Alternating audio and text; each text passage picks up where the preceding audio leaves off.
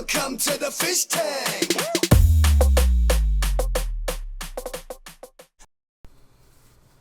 Hey everybody, Fishman here, and welcome to another video. Part 6 of the DIY filter comparison.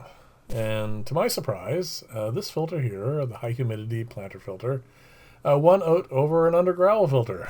The under gravel filter is really great, and I am actually kind of happy that this one won because it is probably one of my favorite builds. It does really well, I mean that's fine, but the neat thing about it, I mean, a lot of people have asked me why do DIY when you can just go and buy a filter off the shelf, and those filters work perfectly fine. But this is actually an example of why DIY has some merits. There's nothing really like this in the market, and I find that it has some unique qualities that are worth exploring, and it would never have come to be unless I tinkered with things and other people tinker with things, and together we end up finding new ways of doing things instead of just putting the old whatever on an aquarium and having that be fine. So anyway, enough of that. So this filter here is good quality, and I'm kind of happy that it continued. Unfortunately, because of all the current lockdowns and stuff, there's only one more filter in the shop currently that I can put it up against. And that filter is an actual commercial filter. It's not one that it's one I made, but you can actually buy them, and that's unfortunate because it is, it has all the things you need for a great many different scenarios. So let's get to that.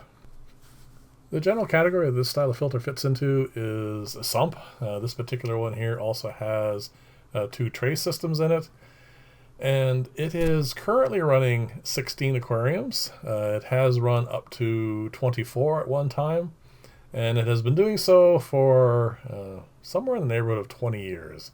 I don't really remember exactly when I built this, but you can tell by the calcium and other stuff that's built up on it. It's been running for quite a while, and I never clean it, except for the matins you see on the top. I usually just rinse those out and put them back in, but because I'm making a video, I put new polyester in there just to make it look a little cleaner. But this is a commercial style filter. I mean, I have ones like this running on some very large aquariums. The biggest one, I think the longest one anyway, is 14 feet long, and it's been on there running. It's actually one of the newer of the large ones. And it's been running, I think, now for 5 years. And then there's one that's a little bit smaller than that, but 11 feet long, 3 feet by 2 feet. And that one has been running for close to 16 years. And I never have to do anything to them other than clean the top. And once in a while, I mean, like in large commercial tanks where there's a fair amount of like biomass, like those are both large African cichlid tanks, you'll end up with you see the mulm in the bottom there? That mulm has to be vacuumed out. So what I'll do is I'll just shut it down, drain it out completely, not cleaning the trays, but getting the mulm out, and then getting on to the regular maintenance for it. So anyway, let's get on to the stats for this particular filter, because I think it's going to be interesting to see how you guys think it compares to a filter that pretty much just runs on one aquarium, and as I've been running it so far as an augment, not as a standalone. So let's get to the stats. Up first is biological filtration. And each of these stacks here, there's 5 in the stack. The bottom ones in each are just to disperse the water, to allow the water to flow through. The middle 3 are coral and lava rock, and of course the top 2 are matins. So that is 3 trays. They're each a square foot, and they're about 3 inches deep, filled with lava rock. And as I said earlier, currently these are running 16 aquariums, and at the most I think they're running 24. You can't really fault this biological filtration. These are very good for that, and like I said, I run really large aquariums with this style. The kind of number that you can give it pretty much has to be the max, because there is nothing that you can say that's wrong with this. So I have to give it a 10. Next up is mechanical filtration. And as mechanical filters, these are very good. They don't get top marks because there are better mechanical filters, but they rate really quite high. The only reason I wouldn't give this like a 10 or a 9 is because you have to actually keep your eye on them.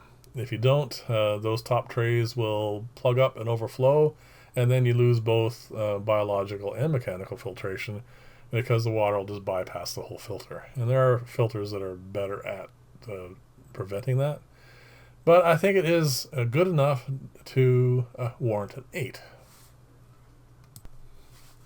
Next up is cleaning, which also includes wear and tear. And because this is just an aquarium, and actually an aquarium that holds a lot less water than it's designed for, there's no real issue with that. There's no moving parts. The trays are just sitting there as well.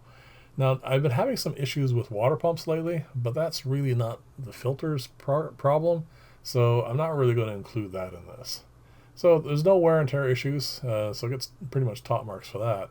And as far as cleaning goes, I mean, this one here, I don't clean it. I just remove out the matting and rinse it and put it back in. And because of ease of access, that is actually very easy to do and doesn't really take any amount of time at all.